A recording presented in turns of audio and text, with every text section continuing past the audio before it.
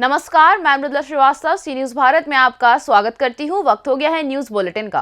Bulletin में खबरों की शुरुआत करेंगे और जानेंगे कहां मोहम्मद सुहैब ने ऑल इंडिया कुरान की तिलावत में फर्स्ट प्राइज लाकर जिले का किया नाम रोशन। कहां युवक की संदिग्ध मौत को पुलिस ने बताया सड़क हादसा। कहां गद्दे की फैक्ट्री में लगी भीषण आग। ऐसी ही तमाम खबरों पर आइए विस्तार से करते हैं चर्चा। बिजनौर के नजीबाबाद के ग्राम हर्षवाड़ा में स्थित मदरसा जामिया शमशुल उलेम के होनहार तालिब हाफिज मोहम्मद सुहैब ने ऑल इंडिया कुरान की तिलावत में फर्स्ट प्राइज लाकर जिले बिजनौर का नाम रोशन कर दिया। दिल्ली में लोधी रोड इस्लामिक कल्चर में हुए मुसाबकाए कुरान करीम में हिंदुस्तान के कोने कोने से हजारों तालिबे इल्म ने हिस्सा लिया, जिसमें जनपद बिजनौर के नजीबाबाद के हरसुवाड़ ग्राम के हाफिज मोहम्मद सुहैब ने अपना नाम दर्ज कराया। बेटा, आपका नाम? मैं हाफिज मोहम्मद सुहैब इब्न मौलाना मोहम्मद अकरम कासिम। आपको ये प्राइज़ दिया गया है जो आपके हाथ में है, तो ये कहाँ दिया गया है और किस लिए दिया गया है और आपने क्या किया था? दिल्ली में एक मुसाबका हुआ है, तो उसमें 23 बच्चों ने हिस्सा लिया है। तो हिस्सा लेने के बाद इम्तहान हुआ। अच्छा। उनमें 6 बच्चे सिलेक्ट किए गए जी। जिसमें एक तो मैं था और 5 बच्चे थे। जी। फिर उन 6 बच्चों का हुआ दोबारा मुकाबला, तो उनमें 3 बच्चे सिलेक्ट किए गए। अच्छा। तो अव्वल पोजीशन हमारी है। अव्वल पोजीशन हमारी आपकी रही। जी तो आपने हाफिज़ कुरान है, आप जी जी हाफिज़ किया, वो हाफजा किया है। अच्छा अच्छा, कैसा लगा आपको? हमें बहुत अच्छा लग रहा है। कहाँ के रहने वाले हैं आप? हम ज़िला बिजनौर नजीबाबाद। कहाँ से पढ़े हैं? मदरसा अरबिया शमसुल उलूम है। कहाँ पर है? हरसवाड़ा। हरसवाड़ा नजीबाबाद। उस्ताद का क्या नाम है आपके? हमारे उस्ताद मुहतरम कारी सनवर सैन साहिब है। अच्छा अच्छा। उन्होंने हमारे पीछे बहुत ही मेहनत की। अच्छा अच्छा, चलिए। नाम? मोहम्मद अकरम कासमी, कामराजपुर। कमर। आपके बेटे ने अव्वल दर्जा प्राप्त किया है हाफिज़ कुरान में दिल्ली के अंदर। इसके बारे में आप क्या कहना चाहेंगे? क्या भविष्य के आगे के लिए आपने क्या सोचा है? क्या इनके बारे में कहना चाहेंगे? मेरे लिए ये इंतहाई मसरत का मकाम है कि मेरे साहिबजादे मोहतरम ने हिंदुस्तान फर्स्ट किया है, ऑल इंडिया मुसाबका जीता है। और ये मेरे लिए और इस मदरसे के लिए, जामिया अरबिया शमसुल उलूम हरसवाड़ा, और इसी तरीके से पूरे बिजनौर के लिए फ़ख्र की बात है। और मैं आइंदा भी ये चाहता हूँ कि बच्चे इसी तरीके से तरक्की करें और यहाँ के ज़्यादा से ज़्यादा बच्चे आगे पहुँचें और कामयाबी हासिल करें। मेरी इसके लिए दुआएं हैं और इस तरह के जितने भी बच्चे आगे आने वाले हैं, मैं सभी के लिए दुआ करता हूँ कि अल्लाह ताला उन सबको कबूल फरमाए और सबको तरक्की से सरफराज बनाए। काम है तो वहाँ पर हाई कोर्ट के बहुत सारे वकला मौजूद थे और बहुत सारे वहाँ पर जज भी मौजूद थे, और हर बच्चे के साथ उन्होंने इस बच्चे के साथ फ़ोटो खिंचवाना अपने लिए फ़ख्र की बात है। और जिस तरीके से वो लोग वहाँ पर फ़ख्र कर रहे थे, आज ये हमारा मदरसा ये भी फ़ख्र कर रहा है। और इसी तरीके से जो हमारे मिलने मिलाने वाले हैं, जो भी हजरात हैं, मैं उनका भी शुक्रिया अदा करता हूँ कि उन्होंने जाते जाते हमारी हिम्मत बढ़ाई है और वो कहते चले गए कि तुम्हारी दुआ हमारे साथ है और तुम्हें कामयाबी मिलेगी। तो ये ज़िला बिजनौर वालों के लिए, शहर नजीबाबाद के लिए, बल्कि मैं तो ये समझता हूँ जहाँ तक भी न्यूज़ के ज़रिए हमारी खबर पहुँच रही है, ये सब के लिए खुशी की और फ़ख्र की बात है। बिजनौर से सलीम हाशमी के साथ मोहम्मद हिफजान की रिपोर्ट।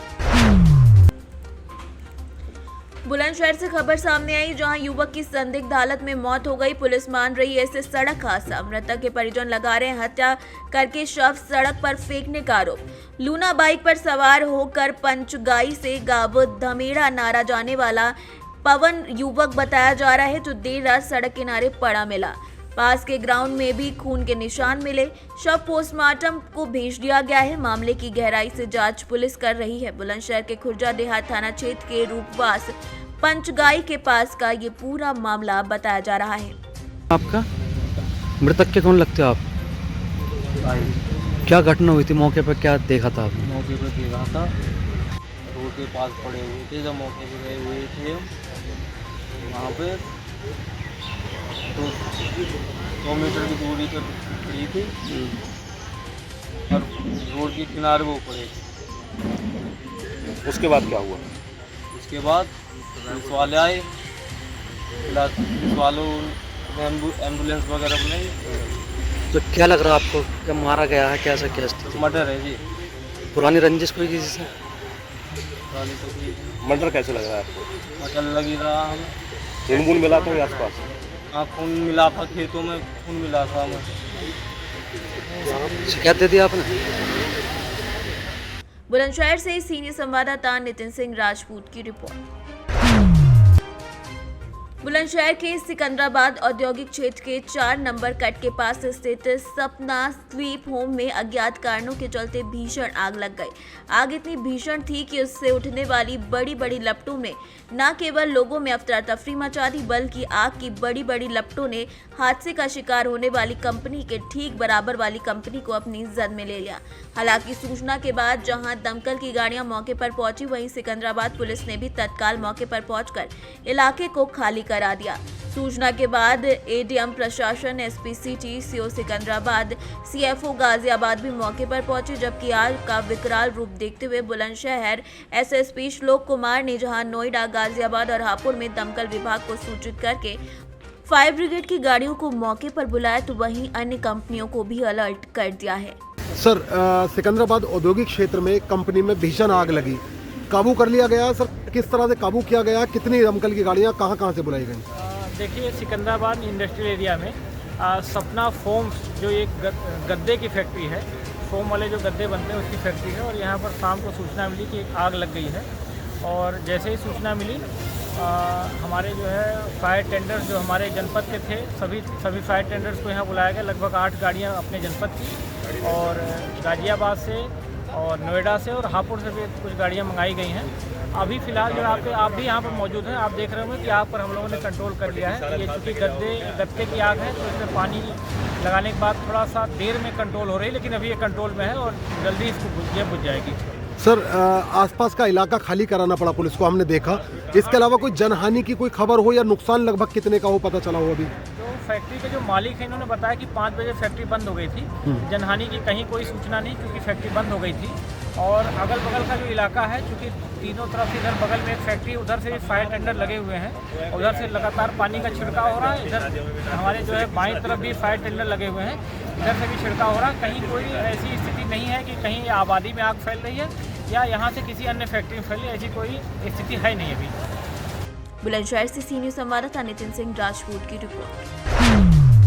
जौनपुर जिला अंतर्गत शाहगंज नगर के पुरानी बाजार आजमगढ़ रोड पर आयोजित 7 दिवसीय भागवत कथा में अंतर्राष्ट्रीय भजन गायक पंडित दुर्ग विजय मिश्रा मुन्ना जी महाराज की कथा व्यास के रूप में अपने गृह नगर में कथा करते हुए श्रीमद् भागवत कथा की महत्ता के बारे में बताया। उन्होंने बताया कि श्रीमद् भागवत कथा के श्रवण की सार्थकता तब है जब इसे अपने जीवन और व्यवहार में धारण किया जाए। कथा को सफल बनाने में पवन कुमार सेठ, रविकांत सेठ, विकास सोनी समेत कई लोगों की अहम भूमिका रही। जैसा कि श्रीमद् भागवत पुराण कथा जो है आपके द्वारा कहा जा रहा है, क्या कार्यक्रम है, क्या कहना है इसके बारे में? हाँ, जय जय श्री राधे। ये श्रीमद् भागवत सप्ताह ज्ञान महायज्ञ का आयोजन हुआ है, और हमारे मुख्य यजमान जो परीक्षित के स्वरूप हैं, परीक्षित स्वरूप हैं, वो विजय कुमार सेठ जी हैं और कृष्णकांत सेठ जी। ये परिवार, ये चाचा, इन्हीं के चाचा हैं, और हमारे परीक्षित जी बहुत अच्छे भाव से भगवान की कथा स्मरण कर रहे हैं, और इन्होंने आयोजन किया है। इतना अद्भुत आयोजन हुआ है हमारे नगर शाहगंज में। ये नगर भी अपना है। ठाकुर जी की महती अनुकंपा के फलस्वरूप हम सभी लोग इकट्ठे होकर के हम सभी लोग भागवत भगवान की कथा स्मरण कर रहे हैं, और उसका आनंद ले रहे हैं, उसका लाभ ले रहे हैं, और लाभ मिल रहा है।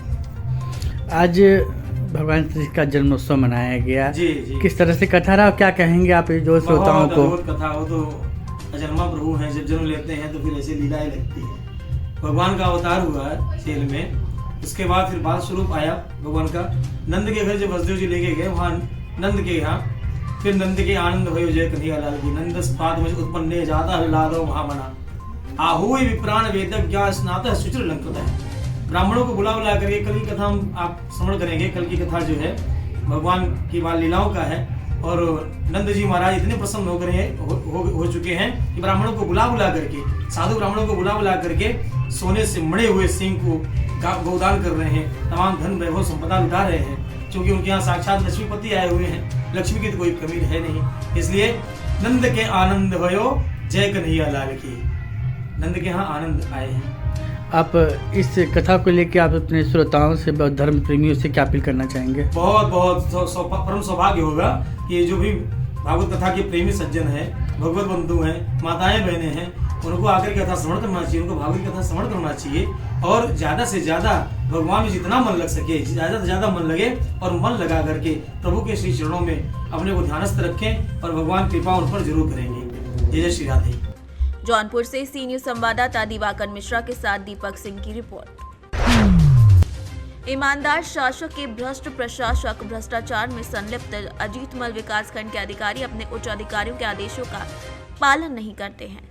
जी हां, सूबे के मुखिया योगी आदित्यनाथ की ईमानदारी के चर्चे सबकी जुबान पर रहते हैं। वहीं दूसरी ओर योगी आदित्यनाथ के प्रशासनिक अधिकारियों ने भ्रष्टाचार कम न करने की भी कसम खा रखी है। बता दें कि मामला उत्तर प्रदेश के जनपद औरिया विकासखंड के अजीतमल से जुड़ा हुआ है, जहां अजीतमल विकासखंड के ग्राम पंचायत चांदपुर करैया का मामला है, जहां पर शिकायतकर्ता ने उच्च अधिकारियों को ग्रामीणों के शपथ पत्र संलग्न कर पूर्व प्रधान जय नारायण तिवारी और विभागीय अधिकारियों पर ग्राम पंचायत में विकास कार्य न कराने और मानक विहीन कार्य कराने का आरोप लगाया है। औरैया से सी न्यूज संवाददाता नीरज कुमार सिंह की रिपोर्ट। खबर बलिया से सामने आई, जहां पूर्व प्रधान हत्याकांड के मुख्य आरोपी से झड़प का मामला सामने आया। आरोपी के पैर में गोली लगी। सुखपुरा थाना क्षेत्र के अंतर्गत बौली गांव में हुए पूर्व प्रधान की हत्या के मुख्य आरोपी पुलिस की झड़प में घायल हो गए। मुख्य आरोपी मुन्ना राजवर के पैर में गोली लगी और जिला अस्पताल में जिसे भर्ती कराया गया। बलुई गांव के पास हत्या के मुख्य आरोपी की और पुलिस की झड़प भी हुई, जिसका जिला अस्पताल में इलाज चल रहा है। पुलिस बहुत लंबे समय से मुख्य आरोपी की रेकी कर रही थी।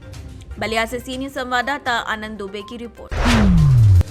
बलिया से खबर सामने आ रही है, जहां ददरी मेला में झूले पर चढ़ने के दौरान जमकर मारपीट हुई, जिसका वीडियो भी सोशल मीडिया पर वायरल हो रहा है। मेला देखने आए युवा गुटों में चरखी पर चढ़ने के दौरान जमकर मारपीट हो गई। मेला देखने आए लोगों में अफरा तफरी का माहौल पैदा हो गया। घटना की वीडियो किसी ने मोबाइल के कैमरे में कैद कर ली, जिसके बाद जमकर सोशल मीडिया पर वायरल हो रही है। वायरल वीडियो शनिवार की रात का बताया जा रहा है। बलिया से सी न्यूज संवाददाता आनंद दुबे की रिपोर्ट। सेमरिया विधानसभा 69 में आम आदमी पार्टी द्वारा संविधान दिवस और पार्टी की स्थापना दिवस मनाया गया, जिसमें सबसे पहले बाबा साहेब अम्बेडकर की प्रतिमा पर पुष्पमाला अर्पित किया गया। इस दौरान काफी संख्या में लोग पहुंचे और पार्टी की विचारधारा, शिक्षा, स्वास्थ्य, बिजली जैसी अनेक विचारधारा को जन जन तक पहुंचाने का आह्वान किया। दिल्ली, पंजाब, एमसीडी और गुजरात के बाद मध्य प्रदेश में आम आदमी पार्टी की सरकार बनाने का अथक प्रयास भी किया जाएगा। 10 साल पहले आज ही के दिन आम आदमी पार्टी की स्थापना हुई थी। इन 10 सालों में आम आदमी पार्टी के कार्यकर्ताओं और जनता के प्यार और सहयोग से आम आदमी पार्टी आज इतिहास रच रही है। आम आदमी पार्टी भारतीय जनता पार्टी को नस्त नाबूद करके आज हिंदुस्तान की सबसे लोकप्रिय और राष्ट्रीय पार्टी बनने जा रही है। आम आदमी पार्टी के स्थापना दिवस पर आप सब लोग यहाँ पर पहुँचे, उसके लिए धन्यवाद। आम आदमी पार्टी की विचारधारा सभी पार्टियों से भिन्न है। आम आदमी पार्टी भ्रष्टाचार से उभरने के लिए एक आंदोलन से निकली हुई पार्टी है। यहाँ पर भ्रष्टाचारियों के लिए स्थान नहीं है। अब मध्य प्रदेश में भी आम आदमी पार्टी की बहुत जल्द सरकार बनेगी और मध्य प्रदेश भ्रष्टाचार मुक्त मध्य प्रदेश बनेगा। परिश्रम के बाद 1949 26 नवंबर 1949 आज ही के दिन लिख के पूर्ण हुआ था हमारे देश का संविधान, जिसे 1950 26 जनवरी 1950 को लागू किया गया। और इस पवित्र दिन के लिए हमारे आम आदमी पार्टी के राष्ट्रीय संयोजक श्री अरविंद केजरीवाल जी ने आम आदमी पार्टी की घोषणा की। आज ही के दिन आज हम लोग अपने आम आदमी पार्टी का 10वां वर्षगांठ मना रहे हैं। इसी हिसाब में आप लोगों ने थोड़ा सदस्य हैं अभी शुरुआत है अपने विधानसभा सिमरिया में। तो अभी जो भी हैं साथी, तो ये हम समझते हैं कि क्रांतिकारी साथी हैं, निष्ठावान साथी हैं, कि यही साथी आगे चल के विधानसभा सिमरिया की नींव बनेंगे और जो भी परिवर्तन आएगा उसका सूत्रधार बनेंगे। तो उनका धन्यवाद करेंगे कि आपने अपना समय दिया। और अब अपने पार्टी के बारे में बताएंगे कि जैसा कि मालूम है अभी हम भीमराव अम्बेडकर जी की उन्होंने संविधान बनाया इस देश के लिए, युवाओं के लिए, सभी के लिए बहुत अच्छा कार्य किया। आज हम लोग उसी संविधान के तहत हर आदमी, हर न्यायालय सब उसी के संविधान से चल रहा है। और आज सबसे बड़ा महत्वपूर्ण जिसके लिए हम लोग संविधान दिवस की उपलब्धि के बाद आम आदमी पार्टी का आज स्थापना दिवस 26 नवंबर 2012 भारतीय संविधान अधिनियम के तहत 13वीं वर्षगांठ के दौरान जंतर मंतर मैदान में उसी के उपलक्ष्य में माननीय अरविंद केजरीवाल जी ने इसकी आम आदमी पार्टी की घोषणा की। तब से उन्होंने पार्टी के लिए अपनी वहाँ योगदान दिया। अपना दिल्ली में अपना 2013 में विधानसभा में 2 बार उन्होंने दिल्ली में अपनी सरकार बनाई। इसके बाद उन्होंने पंजाब में अभी पिछले 21 में उन्होंने पंजाब में बनाई। और अभी गुजरात में चुनाव चल रहा है, मध्य प्रदेश 2023 में चुनाव है। यहाँ पे उनका निर्देश है कि सभी मध्य प्रदेश विधानसभा में हम अपने कैंडिडेट खड़ी करेंगे। तो मेरा उद्देश्य है कि हर विधानसभा के लिए मैं तो अपने सिमरिया विधानसभा क्षेत्र में हमने दौरा किया, हर युवा से मैंने आग्रह किया, निवेदन किया और उनकी नीत बताया कि माननीय अरविंद केजरीवाल जी का कट्टर ईमानदार, कट्टर सेवक, शिक्षा, स्वास्थ्य, बिजली, पानी उन्होंने कह कर दिया है और कहा है जो किया है। दिल्ली में किए, उन्हीं सरकार बनाई, पंजाब में बोला, पंजाब में, और गुजरात में भी बोला कि मैं करके दिखाऊंगा। ऐसा कोई मुख्यमंत्री आज तक नहीं हुआ कि जो कह दे कि 5 साल बाद यदि हम काम न करें हमको मंच से भगा देना क्षेत्र से। तो उनका काम करने का तरीका बहुत अच्छा है। उन्होंने दिल्ली में जब सरकार बनाई थी तो शीला दीक्षित के ज़माने में 15,000 करोड़ रुपए कर्जा था। इसके बावजूद उन्होंने मतलब शिक्षा कितना असर, उनके पास इतनी दिमाग है तो उन्होंने 15,000 करोड़ मतलब प्लस किया और फ्री बिजली किया 300 ने। इसलिए यहाँ पे बहुत सारी व्यवस्था नहीं हो पाई और संख्या बल नहीं हो पाया। बाकी अपने यहाँ पे पोलिंग बूथ स्तर तक के कार्यकर्ता बन चुके हैं। हमारे त्रिपाठी जी लगातार प्रयास में रहते हैं और दिन में डेली बेसिस पे 4-5 पोलिंग में जाना होता है इनका। दीपक जी हैं जो लगातार प्रयास में हैं, रवि भैया हैं, अपने टीम में काफ़ी लोग हैं और सक्रिय लोग हैं जो काफ़ी मेहनत से काम कर रहे हैं।